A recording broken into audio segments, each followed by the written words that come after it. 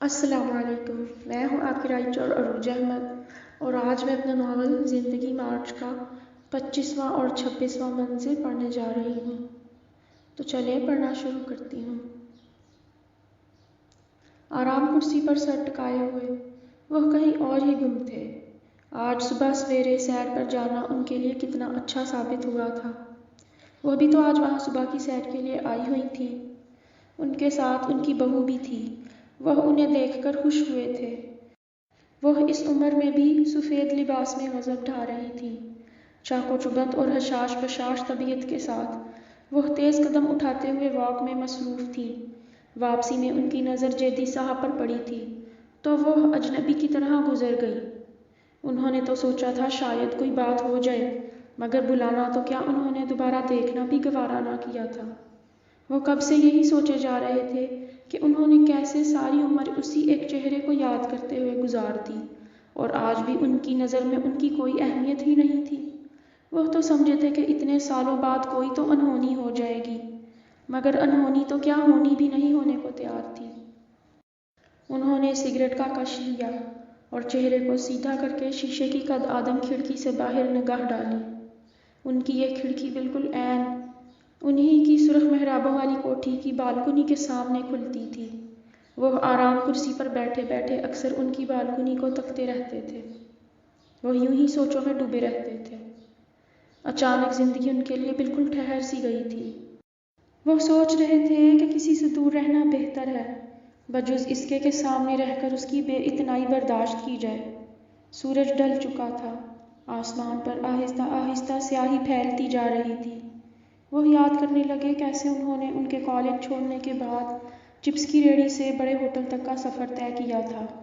انہوں نے تو اس دن ہی طے کر لیا تھا کہ ایک دن وہ ان کے سامنے گھر لیں گے، اور انہوں نے منہ مانگی قیمت ادا کر کے یہ گھر خریدا تھا۔ مگر اب وہ سوچ رہے تھے اس سب کا کیا فائدہ ہوا؟ جو دور تھا وہ دور ہی رہا، بلکہ انہوں نے جتنا قریب آنے کی کوشش کی تھی اتنا ہی دوری کا احساس بڑھتا جا رہا تھا۔ کاش زندگی میں آپ وہ حاصل کر سکتے جو آپ کی زندگی سے بھی زیادہ اہم خوشی بن جاتی ہے، مگر ایسا نہیں ہوتا۔ کوئی نہ کوئی ایک شے آپ کے لیے سب سے خاص بن جاتی ہے اور ساری عمر آپ اس کو پانے کے لیے پیچھے بھاگتے ہوئے گزار دیتے ہیں۔ کاش محبت نام کی کوئی بیماری دنیا میں وجود نہ پاتی۔ ان کے کمرے کا دروازہ کھٹکھٹایا گیا۔ انہوں نے آنے کی اجازت دی تو ایک گورے سے رنگ کی عمر رسیدہ عورت کمرے میں داخل ہوئی۔ اسے دیکھ کر انہوں نے اسے بیٹھنے کے لیے کہا۔ کہیے کیا خبر ہے؟ آج آپ محلے میں دعوت دینے کے لیے گئی تھیں؟ جیدی صاحب اپنی ہمشیرہ سے دریافت کر رہے تھے۔ اسما بہن نے اطمینان سے سر ہلایا۔ جی بھائی جان، میں گھر کے دونوں اطراف والے گھروں میں گئی تھی، سب کو دعوت دی ہے، امید ہے وہ آ جائیں گے۔ انہوں نے انہیں اطلاع دی۔ اس پر وہ کچھ سوچتے ہوئے سر ہلا کر رہ گئے۔ اور سامنے والی کوٹھی میں دعوت دی یا آپ نے؟ وہ اس پر گویا ہوئیں۔ جی میں وہاں صبح ہی دعوت دے آئی تھی۔ ان کے گھر میں تو کافی بچے ہیں تو میں نے سوچا سب کو بلا لیا جائے۔ وہاں ابرش کی ہم عمر بچی بھی تھی۔ انہوں نے ذہن پر زور ڈالا تو یاد آیا۔ ہاں یاد آیا، داریا بچی کا نام ہے، میں نے اسے لازمی لانے کو کہا تھا۔ ہماری ابرش کی اس سے دوستی ہو جائے گی۔ جیدی صاحب نے کل اپنی پوتی کی سالگرہ کی تقریب رکھی تھی اور اس سلسلے میں اپنی ہمشیرہ کو رہنے کے لیے بلایا تھا کہ وہ دوسرے انتظام سنبھال لیں اور محلے میں دعوت دے دی جائے، کیونکہ ان کے خیال میں ایسے مواقعوں پر مردوں کا دعوت دینا زیادہ اچھا نہیں سمجھا جاتا۔ عورتیں دعوت کا پیغام لے کر گھر آئیں تو ان کو عزت دی جاتی ہے، اس لیے انہوں نے اسما بہن کو اس کام کے لیے بھیجا تھا۔ مسز فراز اچھی خاتون ہے، وہ بہت عزت سے پیش آئیں اور کافی دیر مجھے بٹھائے رکھا۔ وہ کہتی تھی ہم ضرور آئیں گے۔ جیدی صاحب اس پر خوش ہوئے تھے۔ چلیں یہ تو اچھا ہوا، ابرش کی ہمسائے میں دوستیں بن جائیں گی تو اس کا بھی یہاں دل لگ جائے گا۔ باقی احد کے تو اسکول میں کافی دوست بن گئے ہیں، مزید ہمسائے میں بھی کافی بچے ہیں، اب گھر میں رونق لگی رہے گی۔ اس پر اسما بہن مسکرائی تھیں۔ بھائی جان آپ راسخ کی دوبارہ شادی کر دیں، کب تک یوں ہی ادھر ادھر دل لگانے کے بہانے ڈھونڈیں گے؟ دیکھنا گھر میں بہو آئے گی تو کیسی رونق لگے گی۔ اب آپ کے گھر میں کسی عورت کا ہونا بھی بہت ضروری ہے۔ اس پر وہ سگریٹ ایش ٹرے میں بجھاتے ہوئے کہنے لگے۔ راسخ بھی اس معاملے میں مجھ پر گیا ہے۔ روحی کے انتقال کے بعد میرا دوبارہ شادی کے لیے دل نہیں مانتا تھا۔ ویسے ہی راسخ بھی عہد کی ولادت پر افشاں کے انتقال کے بعد دوبارہ شادی کے لیے تیار نہیں ہوا۔ حالانکہ میں نے اسے کتنا سمجھایا، مگر وہ ہمیشہ کوئی بہانہ تلاش کر لیتا، بلکہ اکثر تو وہ مجھے یہی کہہ کر منع کر دیتا ہے کہ آپ نے بھی تو دوبارہ شادی نہیں کی تھی، تو پھر مجھے کیوں مجبور کرتے ہیں۔ اس لیے اب میں نے اسے کہنا چھوڑ دیا ہے۔ اسما بہن افسوس سے سر ہلا کر رہ گئی۔ چلیں، بہرحال کل کا پروگرام ہمارے لیے اہم ہے، وہ گزر جائے تو دیکھتے ہیں۔ ویسے میں نے سب رشتہ داروں کو بلایا ہے۔ ہو سکتا ہے راسخ کسی کو دیکھ کر ارادہ بدل لے اور شادی کے لیے مان جائے۔ جیدی صاحب اس پر تائید میں سر ہلا کر رہ گئے تھے۔ منظر بدلتا ہے۔ وہ داریہ کو لے کر اسکول پہنچی تو کافی رش لگا تھا۔ والدین بچوں کو لے کر داخلے کے لیے آئے ہوئے تھے، جبکہ وہ داریہ کو اسکول کی اس شاخ سے دوسری میں منتقل کروانے کے سلسلے میں آئی تھی۔ لوگوں کی بھیڑ میں اسے اپنے گھر کے سامنے والے مکان کے نئے مالک کا بیٹا بھی انتظار کرتا نظر آیا۔ اس کے ساتھ اس کی بیٹی بھی تھی۔ یقیناً وہ اپنی بیٹی کا داخلہ کروانے آیا ہوا تھا۔ اس کی بیٹی داریہ کی ہم عمر لگتی تھی۔ وہ اپنے باپ سے پرجوش انداز میں نئے اسکول کے متعلق دریافت کر رہی تھی۔ اس نے سرسری سی نگاہ ان باپ بیٹی پر ڈال کر سر جھکا لیا۔ وہ موبائل پر مصروف تھی۔ اس نے وانیا کو فون لگایا اور اسے تیار رہنے کے لیے کہا۔ اس پر اس نے دریافت کیا کہ وہ کہاں جا رہی ہے، تو اس نے اسے تفصیل سے آگاہ کیا کہ اس کے بھائی کے بزنس میں مصروفیت کی وجہ سے وہ اس کے ساتھ کرایہ داروں سے ملاقات کے لیے نہیں جا سکتا، اس لیے وہ تھوڑی دیر میں اسے لے کر نویان ہاؤس جانے والی ہے۔ اس پر وانیا کو تعجب ہوا، کیونکہ وہ تو اسے بتا چکی تھی کہ یہ کام وہ نویان کے دوست سے لینے والی ہے۔ تو اس پر لوجین نے اسے فون والی تفصیل بتائی۔ وہ اسکول میں لگے رش کو دیکھ کر گھبرا گئی تھی۔ فون پر لمبی بات کرنے کا مقصد بھی صرف یہی تھا کہ اس کا جلدی وقت گزر جائے اور اس کا بلاوا آ جائے۔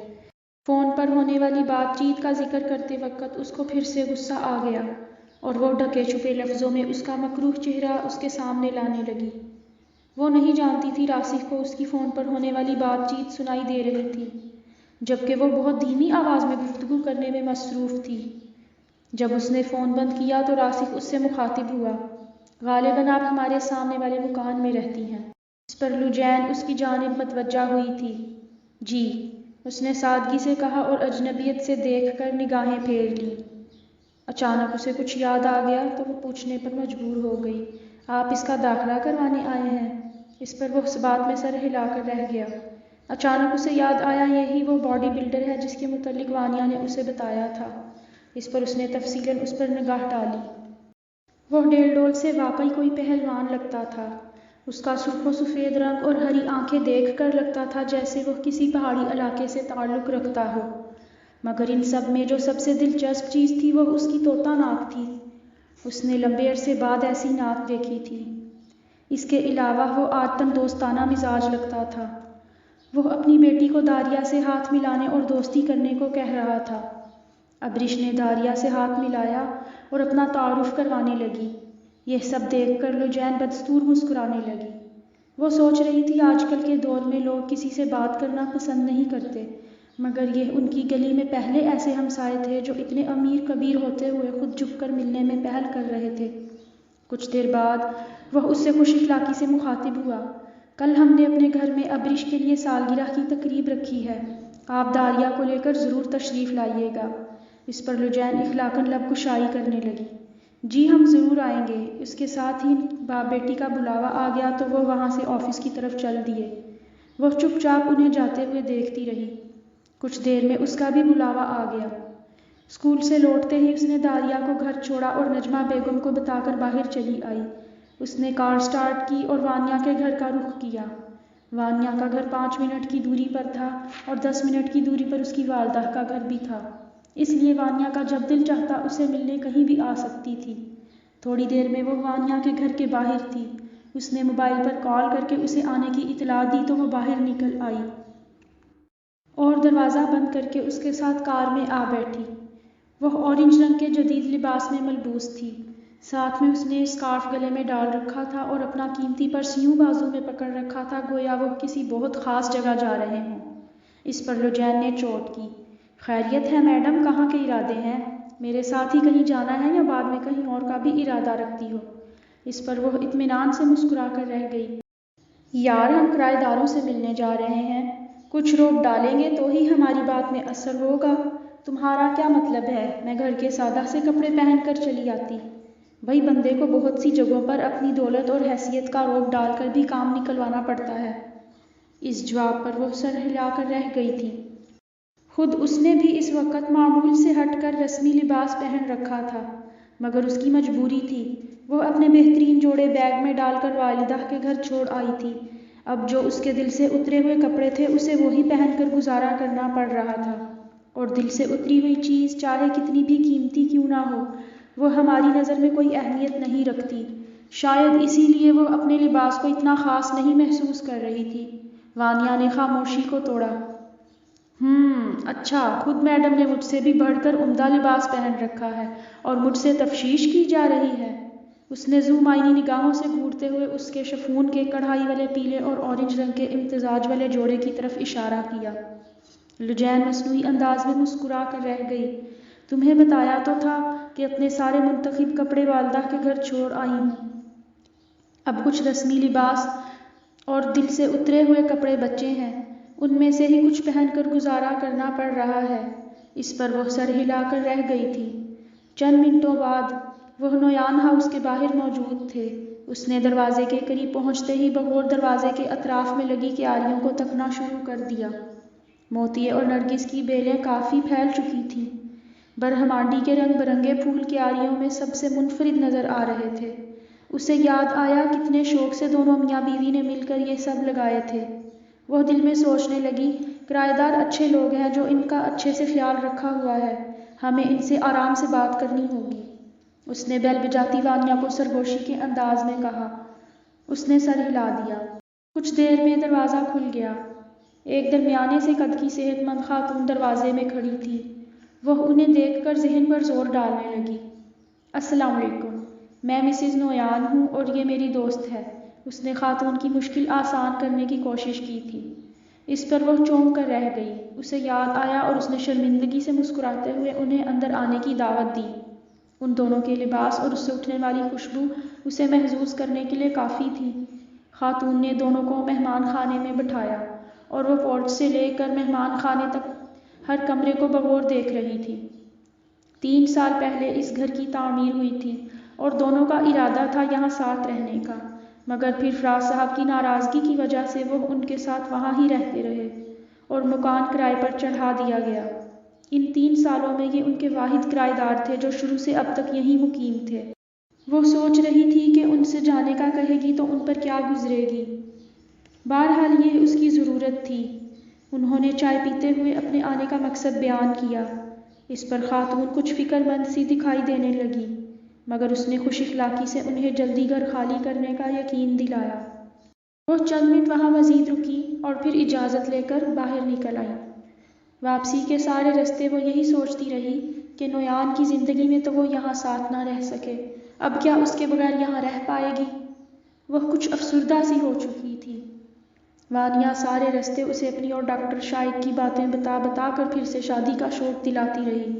اس ہفتے کے آخر میں اس کے گھر میں دونوں کے نکاح کی سادہ سی تقریب رکھی گئی تھی اور وہ اسے اس پورے دن ساتھ رہنے کے لیے منا رہی تھی۔ اس پر لجین نے اس کے آگے ہاتھ جوڑے۔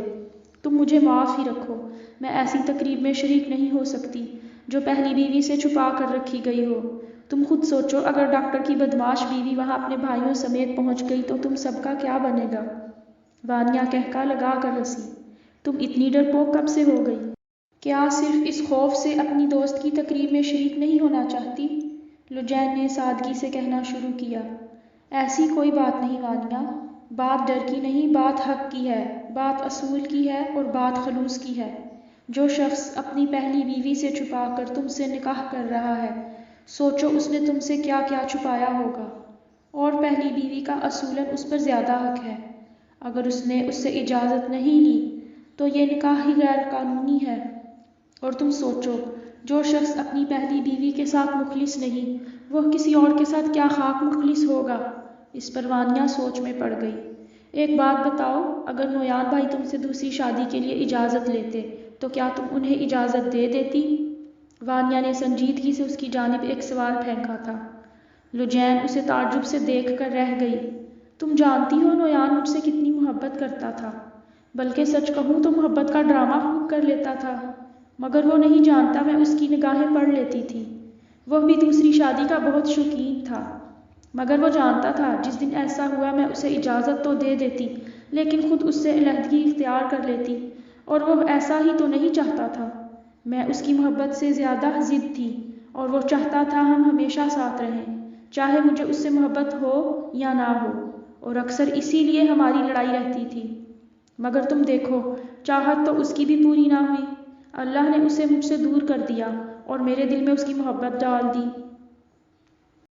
وانیا خاموشی سے اس کی بات سن رہی تھی، شاید وہ خیال آرائی میں مصروف تھی۔ اس نے سر ہلا دیا۔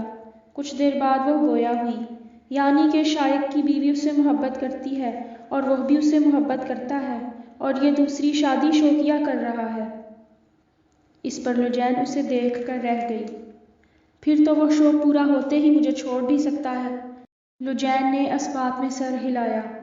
جی، اور شوق پورا ہو تو دل بھر جاتا ہے، جبکہ محبت اپنا مر کر بھی نشان چھوڑ جاتی ہے۔ اس پر وہ خاموشی سے شیشے کے باہر دیکھ کر کچھ سوچتی رہ گئی۔ گھر پہنچ کر لجین بہت تھک چکی تھی۔ وہ نہا کر تازہ دم ہوئی، پھر اس نے نماز پڑھ کر دوپہر کا کھانا کھایا اور سو گئی۔ شام کو جب وہ اپنے لیے چائے بنا رہی تھی تو عائزہ آپی نے بتایا کوئی مہمان خاتون آئی ہیں، ان کے اور ابا جان کے لیے بھی چائے بنا دی جائے۔ جب وہ چائے چولہے سے اتار رہی تھی تو عائزہ آپی نے آ کر بتایا مہمان خاتون تو جا چکی ہیں۔ اس کو اس بات پر کچھ غصہ آیا تھا، مگر وہ خاموشی سے کام کرتی رہی۔ عین اسی وقت فرقان وہاں چلا آیا۔ وہ معمول کے مطابق سبحان کے متعلق دریافت کر رہا تھا۔ جب وہ کچن سے نکلا تو عائزہ نے اسے دوسرا چائے کا کپ فرقان کے لیے لے جانے کو کہا تھا۔ وہ یوں ہی چپ چاپ کپ ٹرے میں رکھ کر اسٹڈی روم کی طرف لے جانے لگی۔ چائے دینے کے بعد وہ اپنی چائے لے کر کمرے میں چلی آئی تھی۔ چائے پینے کے بعد اس نے مغرب کی نماز پڑھی۔ جب وہ نفل ادا کر رہی تھی تو داریہ بھاگتی ہوئی آئی تھی۔ ماما، آپ کو دادا ابو بلا رہے ہیں۔ اس نے دعا کر کے جائے نماز لپیٹی اور سنبھال کر ان کے کمرے کی طرف چلی آئی۔ وہ دل میں سوچ رہی تھی کہ نہ جانے آج کیا کام ہو سکتا ہے۔ دل میں کہیں یہ بھی خیال آ رہا تھا کہ ابھی تو فرقان باپ کے پاس بیٹھا تھا، اس نے تو نہیں کوئی بات کر ڈالی۔ پھر اس نے خود کو ٹوکا کہ وہ کیوں اس کے متعلق بات کرے گا، اس کے پاس اپنی بیوی بچوں کے علاوہ اور کسی دوسرے کے لیے وقت ہی کہاں ہوتا ہے، اور جو بچا کچا وقت ملتا ہے وہ سبحان فیملی کے لیے وقف کر رکھا ہے۔ سگے والدین کو جو کبھی غلطی سے یاد کر لے تو خود کو کوستا ہوگا، اس جیسے کے لیے ہم جیسے غیر اہم لوگوں کے لیے کیا بات کرنے کا وقت ہوگا۔ وہ خود کو ٹوکتی ہوئی اسٹڈی روم میں داخل ہوئی تھی۔ وہاں گہری خاموشی چھائی تھی۔ وہ چپ چاپ ابا جان کے صوفے کے قریب پڑے صوفے پر بیٹھ گئی۔ فراز صاحب کتاب رکھ کر اس کی جانب متوجہ ہوئے۔ کیسی ہیں محترمہ، ٹھیک ہیں؟ وہ اس سے احوال پرسی کرنے لگے تو لجین نے معمول کے مطابق مسکرا کر خیریت کی اطلاع دی اور ان سے بلانے کے متعلق دریافت کیا۔ اس پر فراز صاحب جیسے حال میں لوٹ آئے۔ جی محترمہ، بات تو بہت ضروری کرنی ہے، بس یہ سوچ رہا ہوں محترمہ کو غصہ آ گیا تو بابے کو ڈنڈا ہی نہ اٹھا کے دے مارے۔ وہ نیم مسکراہٹ سے جائے اسے چھیڑ رہے تھے۔ یہ بات کہنے کی دیر تھی، وہ کھلکھلا کر ہنسنے لگی۔ اسے ہنستے دیکھ کر وہ بھی خوب مسکرانے لگے۔ پھر جلد ہی وہ بالکل سنجیدہ سے ہو گئے۔ محترمہ، میں نے آپ کے نکاح کا فیصلہ کیا ہے۔ اگر اس بوڑھے بابے کو اپنا باپ سمجھتی ہو تو اس کے فیصلے کو قبول فرماؤ۔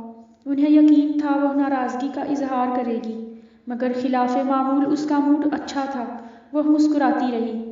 دنیا کا وہ دوسرا بدقسمت ترین شخص کون ہے جسے آپ نے میرے لیے چنا ہے؟ وہ مذاقاً سوال کر رہی تھی یا سنجیدہ تھی، وہ جان نہیں پائے۔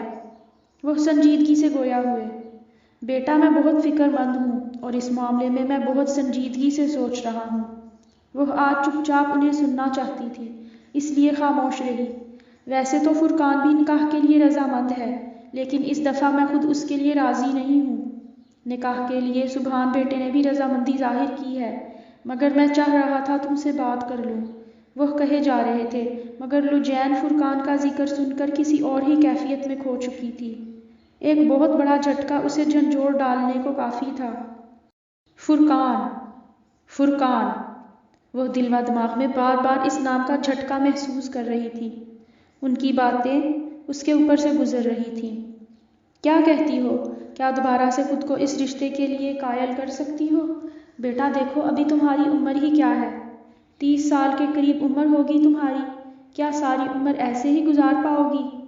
دیکھنا، ایک وقت میں ضرور پچھتاؤ گی۔ اس لیے میں ابھی اپنی زندگی میں تمہارا فیصلہ کرنا چاہتا ہوں۔ پھر داریا، ان کا اپنا خون ہے، باپ کی طرح سر پر ہاتھ رکھیں گے۔ تم سوچ کر بتاؤ، دونوں بھائیوں میں کس کو بہتر سمجھتی ہو، جس کے ساتھ خوشی سے ساری زندگی گزار سکو؟ وہ سوچوں میں ڈوبی ہوئی تھی۔ انہوں نے بات ختم کرتے ہوئے آخری جملہ ادا کیا۔ اب تم جاؤ، آرام سے سوچ لو، صبح مجھے اپنا فیصلہ بتا دینا۔ وہ یہ کہہ کر کتاب کو پکڑ کر صفحے پلٹنے میں مصروف ہو چکے تھے۔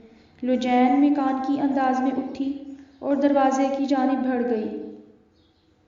سامعین حضرات، یہ ناول جاری ہے اور امید کرتی ہوں آپ کو پسند آ رہا ہوگا۔